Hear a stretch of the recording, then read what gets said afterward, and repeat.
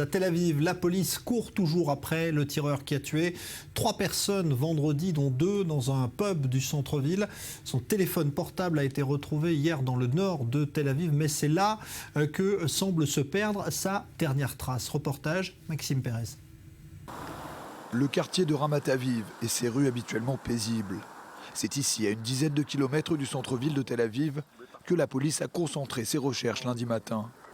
Des opérations qui n'ont rien donné. Devant l'une des écoles du quartier où la vigilance restait de mise, les parents ou grands-parents venus chercher leurs enfants ne semblaient guère rassurés.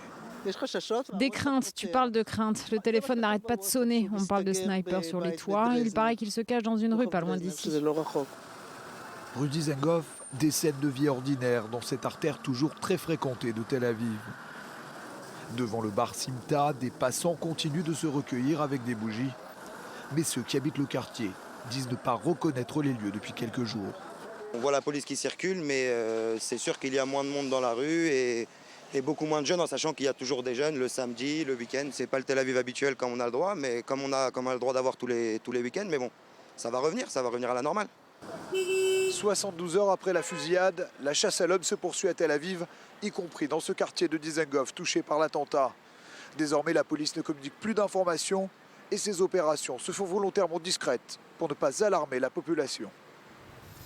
Alors, il y a eu aujourd'hui d'ailleurs la diffusion d'un appel lancé par le père du terroriste recherché qui justement s'adresse à son fils Daniel Haïk. Bonsoir. Bonsoir. C'est vrai que pour l'instant l'enquête semble ne pas progresser et on espère peut-être que cet appel puisse avoir un impact. Oui, pour l'instant les forces de sécurité n'ont aucune piste et on voit que le père, Mohamed Milchen, le père de Nachshon Milchem, a un rôle déterminant. C'est lui déjà qui avait prévenu les forces de sécurité que probablement le terroriste était son fils, et c'est lui qui monte encore une deuxième fois au créneau en lançant un appel, en lui demandant demandant à son fils de prendre contact avec lui, directement ou indirectement.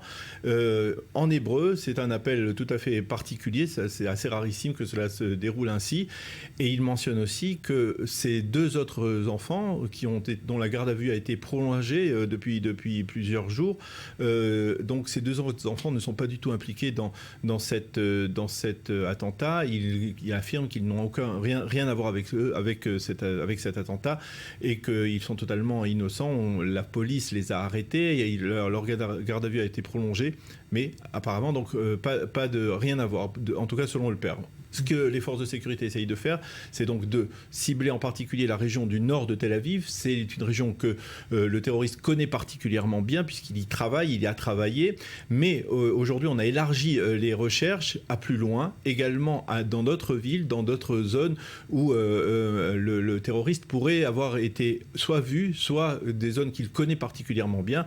Les forces de sécurité n'ont pas d'informations précises sur où il pourrait être et on estime d'une certaine manière que plus le temps passe, plus Nachshon Milchem sera dans une situation de difficulté. Il pourrait commettre un faux pas, soit parce qu'il est fatigué, parce qu'il n'a pas dormi, peut-être parce qu'il n'a pas mangé. Et donc, effectivement, il pourrait commettre un faux pas. Il pourrait sortir et être vu par des passants qui, jusqu'à présent, ont mis du temps avant de capter, on va dire, son portrait robot, ou en tout cas sa photo. Et maintenant qu'ils la connaissent un peu mieux et qui peuvent peut-être le repérer plus facilement.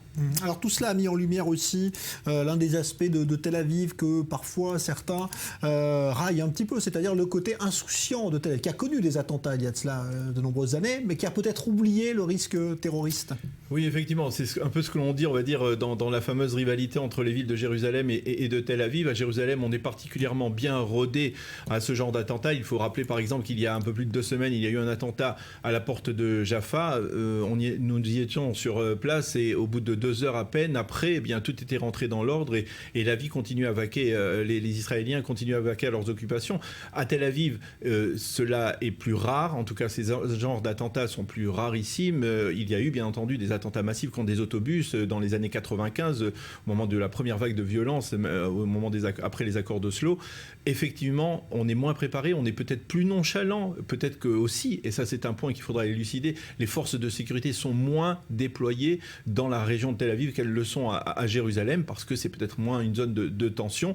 Et d'une certaine manière, les habitants de Tel Aviv doivent s'habituer à cette réalité qui est celle de cette vague de terrorisme qui devient de plus en plus une forme d'intifada des couteaux ou une intifada même des armes à feu. Et donc tenir compte, faire preuve d'une certaine vigilance, de ne pas penser qu'on peut être dans cette ville sans arrêt de Tel Aviv qui est en permanence, on veut dire, en train de se détendre ou dans une forme de loisir permanent, prendre certaines mesures de vigilance. Et c'est peut-être ce qui a manqué à ce moment-là, vendredi, lorsque le terroriste a commis son attentat. C'est peut-être une forme de vigilance. D'ailleurs, les habitants de Tel Aviv commencent à s'y habituer. La preuve, c'est qu'hier, il y avait beaucoup d'enfants qui manquaient dans les écoles, à l'appel du maire de Tel Aviv qui avait dit les parents qui ne voulaient pas envoyer leurs enfants pouvaient ne pas le faire. Eh bien, aujourd'hui, la vie reprend aussi son cours normal. Il y a de plus en plus de parents qui envoyaient normalement leurs enfants, même si le terroriste court toujours. Merci Daniel Haïk. Alors, illustration justement de cette vie qui veut reprendre son cours normal. On va se rendre rue Dizengoff où se trouve Julia Ganancia. Bonsoir Julia. Avec justement cette opération lancée ce soir par la mairie et les bars du quartier Dizengoff. Oui Jean-Charles, et les terrasses se remplissent de nouveau, mais elles sont loin de faire le plein. Ici, on sent bien encore que la peur est présente et c'est justement pour vaincre cette peur que, comme vous le disiez, les bars ont décidé d'organiser une opération un peu spéciale. Pour toute boisson alcoolisée achetée, eh bien, une boisson alcoolisée est offerte. L'initiative, eh bien, c'est la mairie qui est derrière cette initiative et le maire de Tel Aviv, justement, s'est rendu sur les lieux un peu plus tôt dans l'après-midi. Je vous propose qu'on l'écoute. La vérité, c'est qu'il m'est difficile d'évoquer le mot happy, mais il s'agit là d'une opération spéciale happy hour faite par les bars et nous-mêmes. Pour les boissons, c'est une achetée, une offerte. Le but, montrer aux gens qu'il est temps pour eux de reprendre leur routine. Voilà, alors reprendre sa routine, ce n'est pas facile dans cette rue Dizengoff qui a été durement touchée vendredi. La police est d'ailleurs toujours là et elle stationne pour rassurer les habitants justement et les bars qui décident donc de faire revenir ces habitants et de leur dire reprenez vos habitudes en sortant et en vous amusant. Alors Julia, le paradoxe de tout cela, c'est qu'effectivement on veut continuer de s'amuser, mais il y a toujours cette chasse à l'homme qui continue pas loin. Tout à fait, quatrième jour consécutif que la police continue ses recherches et ses investigations, des recherches qui se sont concentrées essentiellement dans le nord de Tel Aviv, alors que justement certains responsables pensent que le principal suspect aurait fui vers la Cisjordanie, mais aujourd'hui les recherches se sont concentrées vers le quartier de Ramat Aviv. C'est ici que dans un appartement, dans la cour d'un appartement, qu'a été retrouvé le téléphone portable du principal suspect. Ce téléphone portable n'a pour l'instant pas livré d'éléments qui puissent faire avancer l'enquête, mais il a en tout cas été retrouvé.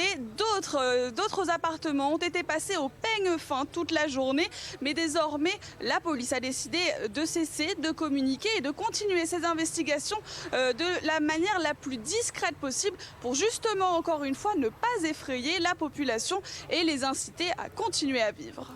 Merci Julia Ganancia. On vous retrouvera tout à l'heure justement pour faire le point sur cette opération que mènent les bars du centre-ville de Tel Aviv ce soir.